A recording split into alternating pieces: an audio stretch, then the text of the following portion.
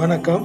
அன்பும் அமைதியும் அருளும் வலிமையும் வளமையும் வாழ்வும் நேர்மையும் உண்மையும் புகழும் உங்களுக்கு உண்டாயிருக்கும்படியாக வாழ்த்தி, ஆண்டவரும் மீட்பருமாயிருக்கிற தேவனுடைய திருப்பெயராலே இந்த வார ஞாயிறு சிந்தனைக்காக உங்களை அன்போடு அழைக்கிறேன்.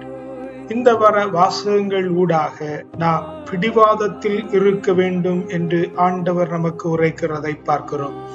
முதல் வாசகத்தின் வழியாக நாடெங்கும் வழக்கு உண்டாக்குகிறவனாக இவன் இருப்பான் என்கிறதையும், திருப்பாடல் வழியாக நாம் அவைகளிலே மிக பொறுமையாக இருக்க வேண்டும் என்கிற காரியங்களையும், இரண்டாவது வாசகத்தின் வழியாக மன உறுதியோடு இருக்க வேண்டும் என்கிறதனையும், நற்செய்தி வாசகத்தின் வழியாக தீயை மூட்டத்தான் இந்த உலகத்திற்குள் நீ பிடிவாதத்தோடு இருக்கும்படியாக அனுப்பப்பட்டிருக்கிறாய் என்கிற காரியங்களை உணர்த்துகிறதாக இந்த வார வாசகங்கள் நமக்கு சொல்லித் தருகிறது. முதல் வாசகம் நமக்கு எரேமியாவின் புத்தகத்திலிருந்து தரப்பட்டிருக்கிறது. இந்த பகுதியின் நிகழ்விலே நாம் பார்க்கிறது என்ன? செதேக்கியா அரசன் மக்களின் சொல் கேட்டு எரேமியாவை பாழுங்கிணற்றில் இறக்குகிறான். காரணம் என்ன? மக்கள் சொல்லுகிறார்கள், இவன் போர் வீரர்களும் ஜனங்களும் மனம் தளரும்படியாக பேசுகிறான். மனம் தளரும்படியாக இறைவாக்கினன் ஒருவன் பேசிவிட்டான். இவன் மக்களின் அழிவை தேடுகிறான். இவன் ஜனங்களை முன்னேற்றுவதற்கான காரியங்களை முன்னெடுக்கிறதில்லை என்று ஜனங்கள் அரசனிடத்திலே சொல்லுகிறார்கள். இந்த இறைவாக்கினன் மக்களின் நலன்களை பேண்டுகிறதில்லை என்று ஜனங்கள் சொல்லுகிறார்கள். இன்னொரு இறைவாக்கினன் சொல்லவில்லை, இன்னொரு அரசன் சொல்லவில்லை.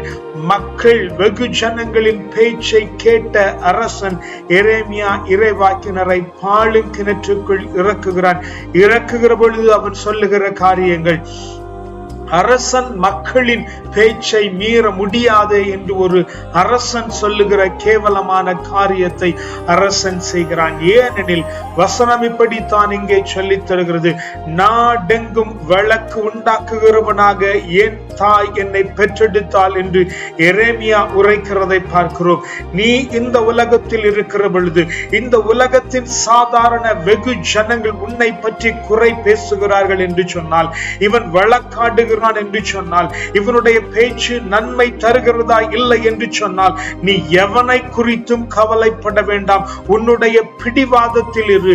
ஏனெனில் ஆண்டவர் உன்னை ஒரு காரியமாக இந்த உலகத்திற்கு அனுப்பி இருக்கிறார். எந்த காரியத்திற்காக அவர் உன்னை அனுப்பி இருக்கிறார் என்கிற பிடிவாதம் உனக்குள் உண்டாயிருக்கிறதோ, எதற்காக அவர் உன்னை ஏற்படுத்தி இருக்கிறார் என்கிற பிடிவாதம் உன்னில் உண்டாயிருக்கிறதோ, அது உனக்கு தெளிவாகிற பொழுது எவனை குறித்தும் கவலைப்படாமல் மிகவும் தெளிவாகவும் பிடிவாதத்தோடும் இருக்க வேண்டும். அது அரசனாகட்டும், மக்களாகட்டும், மற்றொரு இறைவாக்கினராகட்டும், ஆண்டவர் உனக்கு தந்திருக்கிற காரியத்திலே நீ மிக தெளிவாக இருந்து பிடிவாதத்தோடு மனம் தளராமல் இருக்க வேண்டும். ஜனங்களுடைய நலன்களை நீ பேணுகிறாய், அது அவனுக்கு புரிகிறதில்லை. நீ ஜனங்களுடைய அழிவை நாடுகிறதில்லை, ஒரு சூழ்நிலையின் அழிவை நாடுகிறாய் என்கிறதை வெகு ஜனங்கள் புரிந்து கொள்ள மாட்டார்கள். அதை குறித்து நீ கவலைப்பட வேண்டாம். நாடெங்கும் வழக்கு உண்டாக்குகிறவனாக நீ இருக்கிறதை குறித்து கவலை அடைய வேண்டாம். ஏனெனில் இறைவாக்கினன் எரேமியாவும் அப்படித்தான் இருந்தான் என்கிற காரியத்தை நாம் முதல் வாசகத்தின் வழியாக கற்றுக்கொள்ளுகிறோம். பதிலுரை பாடல் வழியாக நாம் கற்றுக்கொள்ளுகிறது என்ன? ஆண்டவர் நம் பக்கம் இருக்கிறார், அதனாலே நாம் பொறுமையோடு காத்திருக்க வேண்டும். ஏனெனில் நம்முடைய மன்றாட்டை ஆண்டவர் கேட்கிறார். என்னை எதற்கு இந்த உலகத்திற்கு நீர் அனுப்பினீர், என்னுடைய காரியம் என்ன என்கிறதனை ஆண்டவரிடத்திலே மன்றாடி தெரிய வேண்டும். மற்றொரு இறைவாக்கினிடத்திலே போகிறேன், குருக்கரிடத்திலே போகிறேன், போதகரிடத்திலே போகிறேன், நண்பரிடத்திலே போகிறேன், தெருவில் இருக்கிறவரிடத்தில் நான் கேட்கிறேன் என்கிறதில்லை. ஆண்டவரிடத்தில் நீ எதற்காக அனுப்பப்பட்டிருக்கிறாய் என்கிற காரியத்தை கேட்டு அறிந்த பின்பு அவருடைய காரியமாக நான் பொறுமையோடு காத்திருக்க வேண்டும். அவருடைய காரியமாக நீ பொறுமையோடு காத்திருப்பாய் என்று சொன்னால் ஆண்டவர் உன் பக்கம் சாய்ந்திருக்கிறார். ஏனெனில் நீ ஆண்டவர் பக்கம் சாய்ந்திருக்கிறதினாலே, நீ அவரிடத்திலே பேசுகிறதினாலே, நீ அவரிடத்திலே கேட்கிறதினாலே உன் மன்றாட்டை அவர் கேட்கிறார். ஒரு காரியத்தில் நீ மிக தெளிவாக இருக்க வேண்டும். ஆண்டவர் உன்னுடைய தலைவர், ஆண்டவர் நம்முடைய உதவியாளராய் இருக்கிறார். ஆண்டவர் நம்முடைய மீட்பராய் இருக்கிறார். அவர் நம்மை கடந்து நமக்கு கடவுளாக இருக்கிறார். ஆக ஆண்டவர் நமக்குள்ளே இருக்கிறதினாலே, ஆண்டவருடைய பிரதிபலிப்பாய் நாம் இருக்கிறதினாலே, ஆண்டவரால் அனுப்பப்பட்டு இருக்கிறதினாலே, அவருடைய காரியமாய் பிடிவாதத்தில் இருக்கிறதினாலே பொறுமையோடு இருக்க வேண்டும். அப்படி பொறுமையோடு இருக்கிற இடத்திலே ஆண்டவர் சாய்கிறார், அவனுக்கு மன உறுதியை தருகிறார் என்கிற காரியங்களை மிகவும் உன்னிப்பாக நமக்கு திருப்பாடல் கற்றுத் தருகிறது. இரண்டாவது வாசகத்திலே பவுல் எபிரேயருக்கு எழுதுகிற பொழுது இப்படி சொல்லி தருகிறார், மன உறுதியோடு நாம் காத்திருக்க வேண்டும். எதற்காக நாம் மன உறுதியோடு காத்திருக்க வேண்டும்? ஆண்டவர் என்னை ஏற்படுத்தி இருக்கிறார். இந்த உலகத்தான் என்னை ஏற்படுத்தவில்லை, ஆண்டவர் என்னை ஏற்படுத்தி இருக்கிறார். அதனாலே இந்த உலகத்திலே நமக்கு உண்டாயிருக்கிற எல்லா சுமைகளையும் எல்லா பாவங்களையும் நாம் முதலாவது தள்ள வேண்டும் என்று ஆண்டவர் நம்மிடத்திலே எதிர்பார்க்கிறார். நாம் நம்முடைய பாவங்களையும் சுமைகளையும் தள்ள வேண்டும் என்று சொன்னால் அவைகளை மீறி போக வேண்டும், அவைகளை தாண்டி போக வேண்டும். அவைகளை கொஞ்ச தூரம் சுமக்க வேண்டியது இருந்தாலும் அவைகளை சுமந்து செல்ல வேண்டும். அவைகளை தள்ளி சுமந்து நாம் மேலே மன உறுதியோடு நாம் காணப்பட வேண்டும். எல்லா சிக்கல்களிலும் எல்லா சோதனைகளிலும் எல்லா நெருக்கடிகளிலும் ஆண்டவர் எனக்கு வைத்திருக்கிற காரியத்தை குறித்து பிடிவாதத்தோடு நான் ஆண்டவரிடத்திலே நெருங்கி சேர வேண்டும் என்று சொல்லி நாம் மிக மன உறுதியோடு காணப்பட வேண்டும். பவுல் இங்கே இப்படி எழுதுகிறார். இயேசுவினுடைய வாழ்க்கையை பாருங்கள். அவர் எல்லா சிலுவையையும் ஏற்றுக்கொண்டு சாவுக்கு தன்னை கையளித்து மாட்சியான நிலைக்கு உயர்த்தப்பட்டிருக்கிறார். ஏனெனில் அவர் சுமைகளை ஏற்றுக்கொண்டார், பாவங்களை தள்ளி போட்டார். பாவங்களுக்கு எதிராக நீங்கள் இன்னும் ரத்தம் சிந்துகிற அளவுக்கு போராடவில்லையே என்று பவுல் நமக்கு இங்கே தீ முட்டுகிற காரியத்தை பார்க்கிறோம். இந்த உலகமும் இந்த உலகத்தில் இருக்கிற ஜனங்களும் நமக்கு ஒரு பொருட்டல்ல. அவர்களை அரவணைத்துக் கொண்ட ஓட வேண்டும் என்கிறதில்லை, மாற்று கருத்தில்லை. ஆனால் அவர்களுக்காக அவர்களின் பின்பே ஓடுவாய் என்று சொன்னால் ஆண்டவர் உன்னை எதற்காக ஏற்படுத்தி இருக்கிறாரோ அதிலிருந்து நீ தப்பி போவாய் என்கிறதை மனதில் கொள்ள வேண்டும். அதனால் தான் ஆண்டவர் இந்த வாரத்திலே நமக்கு சொல்லி தருகிற காரியம், மன உறுதியோடு இரு, பொறுமையோடு இரு, உன்னுடைய பிடிவாதத்தில் இரு என்று ஆண்டவர் நமக்கு உரைக்கிறதை பார்க்கிறோம். நற்செய்தி வழியாகத்தான் ஆண்டவர் மிக எதிர்பாராத ஒரு காரியத்தை தருகிறதை பார்க்கிறோம்.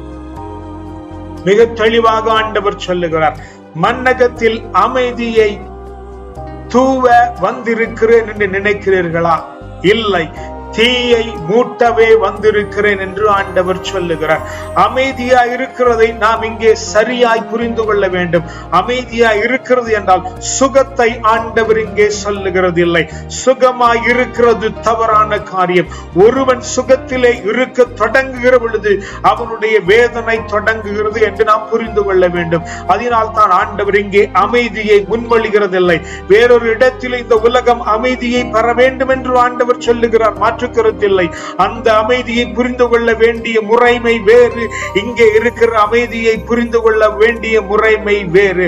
பரிசுத்த ஆவியினுடைய ஏவுதல் இல்லாதபடிக்கு நீ அமைதியை புரிந்து கொள்ளுவாய் என்றால் உனக்கு அது சாபமாக அமைந்துவிடும் என்கிற காரியத்தை இந்த நாளிலே ஆண்டவர் முன்னிலையில் நான் உங்களுக்கு உரைக்கிறேன். ஆக ஆண்டவருடைய பார்வையில் இந்த நாளிலே அவர் அமைதியை ஏற்படுத்த வரவில்லை, தீயை மூட்ட வந்திருக்கிறார். நீ வழக்காடுகிறவனாக காணப்படுவாய், நீ பொறுமையோடு இருப்பாய், மன உறுதியோடு ஓடிக்கொண்டிருப்பாய். இந்த வழக்காடுதலும் பொறுமையும் மன உறுதியும் ஜனங்களிடத்திலே தீயை மூட்டும், உன்னிடத்திலே தீயை மூட்டும், உன்னை சுற்றி இருக்கிற சூழ்நிலைகளிலே அது தீயை மூட்டும். எப்படி ஆண்டவர் தீயை மூட்டுவதற்காகத்தான் வந்திருக்கிறார் என்கிறதை மிக தெளிவாக நமக்கு சொல்லி தருகிறார். இந்த தீ எப்படி மூட்டப்பட்டிருக்கும் என்று சொன்னால், உறவினர்கள் தங்களுக்கு எதிரே பிரிந்திருப்பார்கள். தாய் தகப்பனுக்கு எதிராகவும், தகப்பன் மகனுக்கு எதிராகவும், மகள் தாய்க்கு எதிராகவும். நான் இங்கே மருமகளை பேசுகிறது இல்லை, ஏனென்று சொன்னால் அது வேறு ஒரு காரியமாய் காணப்படுகிறது. உறவு முறைக்குள் இரத்தத்திற்குள் பிளவு உண்டாயிருக்கும். ஏனெனில் ஆண்டவர் மூட்டின தீ இங்கே இரத்தத்தின் பின்பு ஓடுகிறது இல்லை, உலகத்தின் இரத்தத்தின் பின்னே அது ஓடுகிறது இல்லை, அது ஆவியின் இரத்தத்தின் பின்னே ஓடுகிறதினாலே அவருடைய தீ மூட்டப்பட்டவனாக மூட்டுகிறவனாக நீ காணப்படுவாய். அவனுடைய தீ மூட்டப்பட்டவன் இந்த உலகத்திலே தீ மூட்டுகிறவனாய் இருப்பாய். வழக்குண்டாகும் முன்னாலே மன உறுதியோடு நீ காணப்படுவாய். பொறுமையோடு நீ உண்டாகி இருப்பாய். அப்படி நீ காணப்படுகிற பொறுமையிலும் மன உறுதிகளோடு நீ ஓடுகிற பொழுது இந்த உலகத்திலே தீ மூட்டிக் கொண்டிருப்பாய். தீ மூட்டுவதற்காகத்தான் ஆண்டவர் உன்னை ஏற்படுத்தி இருக்கிறாரே அல்லாதபடிக்கு ஏதோ இந்த உலகம் சொல்லுகிற சுகத்தை தருகிறது அல்ல என்கிற காரியத்தை இந்த வார வாசகங்கள் ஊடாக நாம் உணர்ந்து கொள்ளுகிறோம். மீண்டும் சுருக்கமாக தர விரும்புகிறேன்.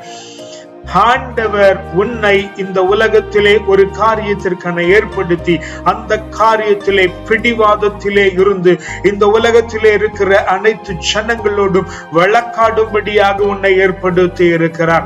இந்த வழக்காடுதலின் பொழுதுகளில், இந்த வழக்காடுகிற காலங்களில் நீ மிக பொறுமையாக இருக்க வேண்டும் என்று ஆண்டவர் நமக்கு உரைக்கிறதை பார்க்கிறோம்.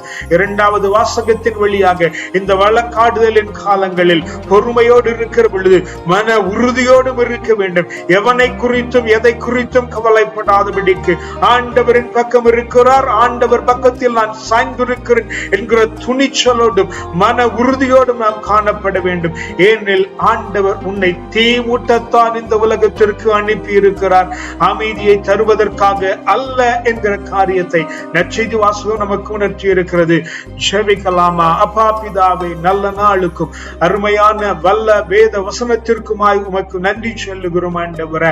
இந்த நாளிலும் ஆண்டவரே, எரேமியா போல ஆண்டவரே, நாங்கள் எங்களுடைய வாழ்க்கையிலே ஆண்டவரே வழக்காடுகிறவர்களாய், தேவனுடைய சத்தியத்திற்கு காடுகிறவர்களாய், நீதியை குறித்து, நேர்மையை குறித்து, நியாயத்தை குறித்து, சத்தியத்தை குறித்து, உண்மையை குறித்து வழக்காடுகிறவர்களாய் தேவரீர் எங்களை வைக்கிறதற்காக உமக்கு நன்றி சொல்லுகிறோம் ஆண்டவரே. இந்த வழக்காடுதலின் காலங்களில் ஆண்டவரே நாங்கள் மிக பொறுமையோடு இருக்க, ஏனெனில் ஆண்டவர் எங்கள் பக்கம் இருக்கிற நீர் எங்களுடைய தலைவராகவும் துணைவராகவும் மீட்பராகவும் கடவுளாகவும் இருக்கிறேன் என்கிற சத்தியத்தை அறிந்து ஆண்டவரே நாங்கள் மிக பொறுமையோடு இருக்கவும் ஆண்டவரே இந்த உலகத்திலே வழக்காடுதலின் காலங்களிலே, பிடிவாதத்தில் இருக்கிற காலங்களிலே, வருகிற சகல காரியங்களிலும் ஆண்டவரே சுமைகளை சுமந்து கொண்டு பாவங்களை தள்ளி ஆண்டவரே பாவத்திற்கு எதிராக ரத்தம் சிந்துகிற அளவுக்கு ஆண்டவரே நாங்கள் மன உறுதியோடு இருக்கிறவர்களாய் ஆண்டவரே தேவன் எங்களுக்கு வரத்தை தருகிறதற்காக உமக்கு நன்றி சொல்லுகிறோம் ஆண்டவரே.